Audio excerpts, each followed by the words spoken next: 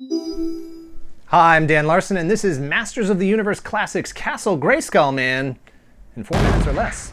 Castle Grayskullman stands just over 7 inches tall, which is standard for the line and makes sense because, like the original line, most of the figures share core body parts. It was a cost-effective approach to creating a large line of figures in 1982, and still is today. Where original He-Man figures only had neck, shoulder, waist, and hip articulation, Castle Grayskullman also has shoulder hinges, elbows, wrist swivels, and ab crunch, knees, and calf swivels.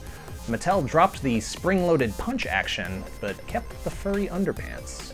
Castle Grayskullman is one of the many classics figures that has no vintage counterpart. He's the product of a 2012 Create a Character contest. A panel of judges comprised of the most brilliant marketing and sales professionals at Mattel chose the design submitted by Daniel Benedict due to the character's original name, appearance, the degree to which he felt like he fit within the mythology of He-Man, and the fact that he could be produced using at least 50% recycled parts. He comes with 2 swords modeled after the swords which appear on the flag for Castle Grayskull, and a breastplate and shield which are modeled after the crest on the door that acts as the drawbridge and the bottom jaw of the mighty skull.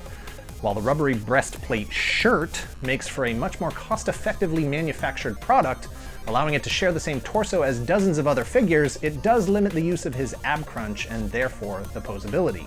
And I go back and forth on the inclusion of the He-Man style locks flowing from the top of his castle-crowned head. On one hand, it makes absolutely no sense and seems ridiculous that a creature seemingly made out of stone would have beautiful blonde hair. But on the other hand, there's a guy in the line named Tongue Lasher. Another guy's power is that he has really long arms. Ram Man rams things. My favorite characters are Buzz-Off, who, surprise surprise, is a Bumblebee-themed character, and Clawful, who is a crabman with a giant claw. Castle Grayskullman isn't even remotely close to the most ridiculous character in the line. This figure design fits so perfectly from his magical creation by He-Man and Teela in Eternia's Darkest Hour to the incorporation of the castle face and name that it seems implausible that no one thought of it before Daniel Benedict in 2012. I don't know what any of the other submissions were, but I'm really glad they picked this one because I feel like the vintage line is retroactively missing it. Castle Grayskullman really should have been there from the beginning.